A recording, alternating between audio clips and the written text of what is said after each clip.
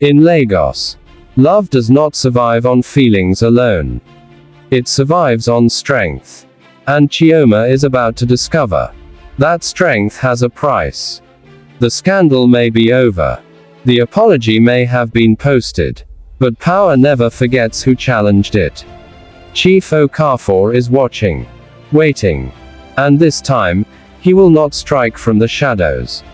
An offer will be made. A line will be drawn. And pride, the very thing that built Chioma, may be the same thing that destroys her. Because when survival stands in front of love, someone must decide what matters more. Money, family, or the heart. And not every choice comes without consequences. If you think you know where this story is going, you don't. Before we step back into the storm, like this video, subscribe, and turn on notifications, because this chapter changes everything. Now, the market is open again. Answer is the war. The morning after Emeka's confrontation with his father, Lagos woke up angry. A thick Harmattan haze had rolled in overnight, blurring the edges of buildings, muffling sounds, coating everything in a fine dust that settled on skin and spirit alike. Chioma stood at her stall before the sun had fully risen, her mother's voice still ringing in her ears. "I don't understand you anymore, my daughter. This boy's family is dangerous. They move like shadows." Chioma had not answered. She could not explain what she herself barely understood. That love, real love, was not about comfort. It was about standing when standing cost you something. It was about refusing to disappear when the powerful expected you to crumble. Emeka arrived at 7 o'clock, earlier than usual, carrying 2 cups of steaming cocoa from a roadside cellar. His eyes were red-rimmed. He had not slept. "My father admitted it," he said quietly, handing her the cup. Chioma accepted it but did not drink. Admitted what exactly? That he pressured the supplier to disappear. That he paid the influencer to post that accusation. The words hung in the air like smoke. Chioma's hand trembled, but she did not drop the cup. "Why are you telling me this?" she asked. "Because you deserve the truth. And because I am choosing you. Not against my father, but for myself." She looked at him for a long moment. The dust settled on his shoulders, on his expensive watch, on the face of a boy who had never known hunger but was learning the weight of loss. "Then we need proof," she said. "I have some. I recorded the conversation." Chioma stared. "You recorded your own father. He thinks I am a fool. He thinks I am weak. But I am an Okafor too. And I learned from him. Never make a move without evidence." That afternoon, they sat together in a small cybercafe near the market, the hum of old computers filling the silence. They compiled the evidence. The recording, the deleted social media posts, the patterns of online attacks. Emeka drafted a public statement, careful, surgical, leaving no room for doubt. But before they could post it, Chioma stopped him. "Wait. Why?" "Because this will destroy your relationship with your father permanently. He already destroyed it." "No." Her voice was firm, almost maternal. "He damaged it. There is a difference. Damage can be healed. Destruction cannot." Emeka's jaw tightened. "You want me to protect him after what he did? I want you to give him a chance to do the right thing first. And if he doesn't, then we release the truth." It was the hardest lesson Chioma had ever taught him. That power could be wielded without cruelty. That victory without honor was just another kind of defeat. Emeka agreed. He called his father that evening. The conversation was brief, cold, and recorded. "Father, I have proof of what you did.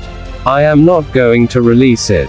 But you will publicly retract the accusations against Chioma's business, and you will restore her supply relationship, or I will expose everything." Chief Okafor laughed. A hollow, bitter sound. "You think you can threaten me, boy? I am not threatening you. I am offering you a way out. And if I refuse, then I will show the world what you are willing to destroy to protect an image." The line went silent for 10 seconds.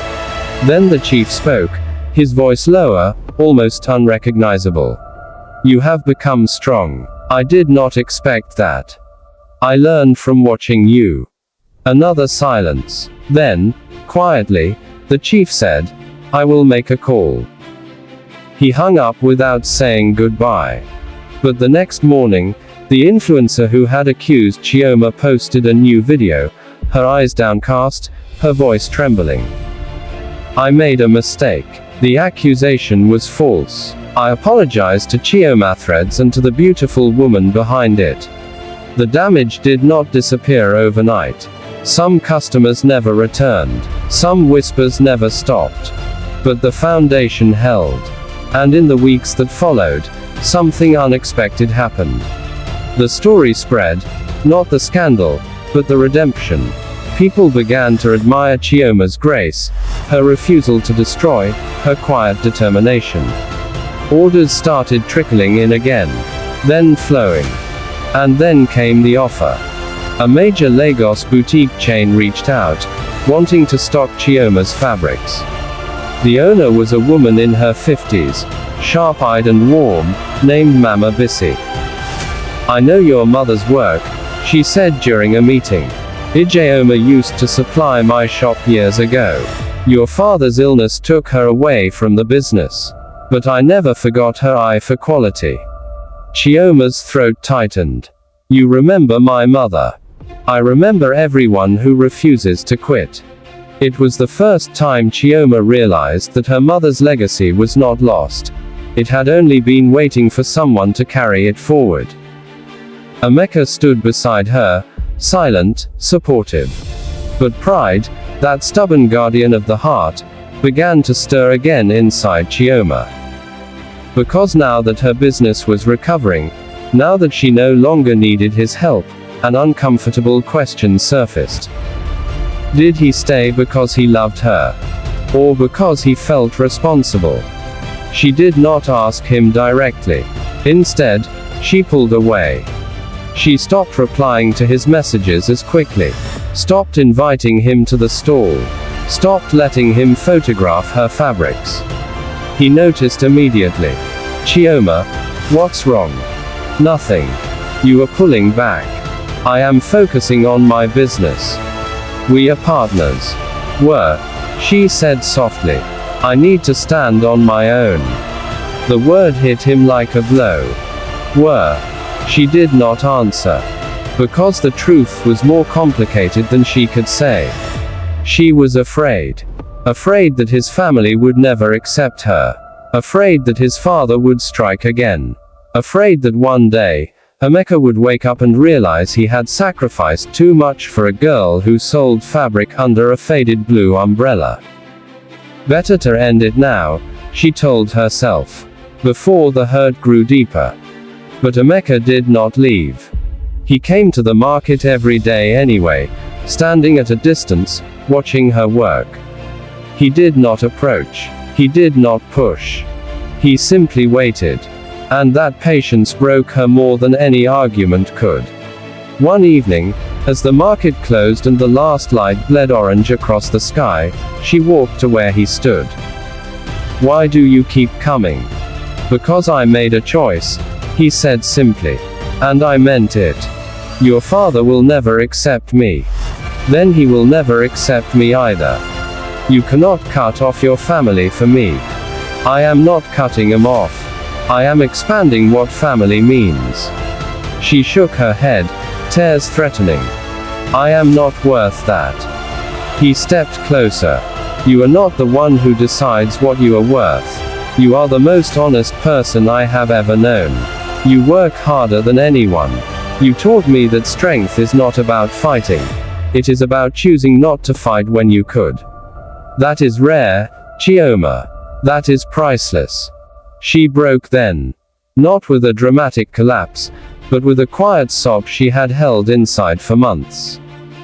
He held her. And in that embrace, surrounded by the empty stalls and the fading light of Lagos, they rebuilt something stronger than before. Not a business, but a trust that had been tested by fire. Yet the story was not over. Because 3 days later, Chief Okafor's lawyer arrived at Chioma's home. It was a Saturday morning. Chioma was helping her mother fold freshly washed fabrics. The lawyer, a tall man in a crisp suit, handed her an envelope. "This is a settlement offer," he said. "Chief Okafor wishes to compensate you for the harm caused to your business. In exchange, you will sign a non-disclosure agreement. You will never speak publicly about the incident again." Chioma's mother gasped. Chioma stared at the envelope. Money. Enough to buy a proper shop. Enough to send her to university. Enough to change her family's life forever. All she had to do was sign. And walk away from Emeka. Because the fine print, she knew, would include a clause about maintaining distance from the Okafor family. She did not open the envelope. "Tell Chief Okafor," she said slowly, "that I do not sell my silence. And I do not sell my love." The lawyer's expression flickered. "You are making a mistake." "No," she replied. "I am making a choice." The lawyer left. Her mother wept, not from sadness, but from pride. "You have your father's spine," she whispered. And Chioma held her mother and felt, for the first time in years, that she was exactly where she was meant to be. That night, she called Emeka. "Your father offered me money to disappear." He was silent. "What did you say?" "I said no." His voice cracked. "You said no." "I said no." A long pause. Then, very softly, he said, "I love you, Chioma." "I know," she replied. "And I love you. But we cannot build a future on a foundation of war." "What do you mean?" "I mean, your father needs to see that I am not a threat. And you need to heal your relationship with him. Not for me, for yourself." "I don't know if that's possible." Then we find out together. It was the most difficult conversation they had ever had. Because love, real love, does not isolate. It does not demand that you burn bridges. It asks you to build new ones, even when the other side seems unreachable. Emeka agreed to try. He visited his father the next Sunday. The chief received him in his study, cold, guarded. "I heard she refused the money." "Yes. Stupid girl. Or very smart. Both." The chief studied his son. "You are different." "I hope so. You are not going to give her up." "No. Then you will not have my blessing. I will have my own life." The chief turned away, staring out the window at the Lagos skyline. "Leave." Emeka left. But as he reached the door, his father's voice stopped him. "Emeka." He turned. "If she ever betrays you, do not come crying to me." "She won't. You cannot know that." "I do," Emeka said. "Because she already had the chance to betray me. And she chose not to." The chief said nothing. But his silence, for the first time, was not condemnation. It was confusion. And confusion, in a man like Chief Okafor, was the first crack in a wall that had stood for decades. Meanwhile, Chioma faced her own trial. A new student at St. Catherine's, a girl named Amara, whose family had long been rivals of the Okafors, approached her one afternoon. "I know who you are," Amara said, her smile sharp as a blade. "The market girl who thinks she can climb into high society." Chioma did not flinch. "I do not climb. I build." "Cute. But you should know, Emeka's father is already arranging a marriage with my older sister. It is only a matter of time. The words struck like a slap. Chioma's heart twisted, but her face remained calm. Then Emeka has a decision to make. Not me. You think he will choose you over a billion naira alliance? I think, Chioma said slowly, that a man who cannot choose for himself is not a man worth having.